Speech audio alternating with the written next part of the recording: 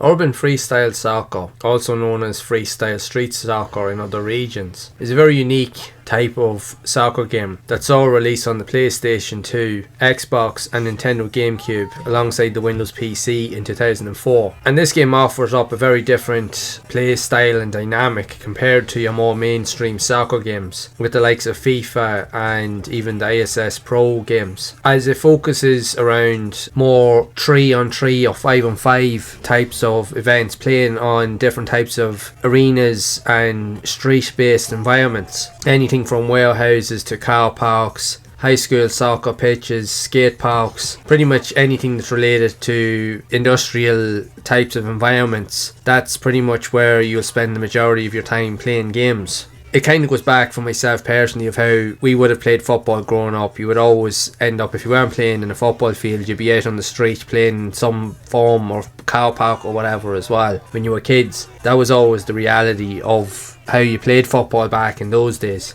And the game takes a lot of influence and many elements from the iconic FIFA Street that would have utilised very similar elements, as it also focused on street type of soccer as well, where the main emphasis wasn't just on playing soccer, like playing as a team, passing the ball and shooting and scoring. The majority of the emphasis of the game was based around of all of the dribbling techniques and abilities that you could use when playing, and special moves that once you built up a special meter will allow you to utilise a variety of different tricks and abilities to your advantage that you could use to also knock down opponents by kicking them, punching them and using anything in the environment to help you gain some sort of an advantage, which was a unique kind of aesthetic and idea to use in soccer games at that time. It just presented something very, very different, as FIFA Street had already proven that these street type of soccer games, especially on the PS2, were quite popular and definitely playable. There was earlier types of soccer games like this also seen on the likes of the earlier consoles with the PS1, and they were decent games in their own right, but they weren't as well put together and they were quite cumbersome in how they played compared to more mainstream games. But they definitely started to get this formula right with the PS2 and the 6th generation of consoles. So you had access to a variety of different modes on top of all of the features seen in the game, with different challenges, tournaments, even competitive multiplayer modes that you could use to gain an advantage. And as you played, you would unlock additional skill points that you could then use to further purchase more abilities and even more players that you could use for your teams later as you played. The game used very similar control style features to that seen in the FIFA Street series, where different button combinations could allow you to influence various behaviours and to also begin certain tricks or certain elements to start working, which could help to influence not only your gameplay but would help to influence the environment around you to give you an advantage, or could go against you depending on the timing and use of various elements. And overall it was a fun game to play with your mates, and the game did get decent reviews in magazines considering it to be a very unique and different style of football game. But having played it myself, it is a very good game. But although when I compare it to the likes of FIFA Street, even though it does play very well, it does feel a little bit on the clunky side, as the controls, although while are really good, they do feel a little bit less responsive compared to the FIFA Street games. They just feel a little bit more clunky, but that doesn't take away from the experience that you'll be provided with. The game is a lot of fun. There's a lot of really unique elements and just it's genuinely a very cool game to play, and it is very reflective of its time, as even the players themselves,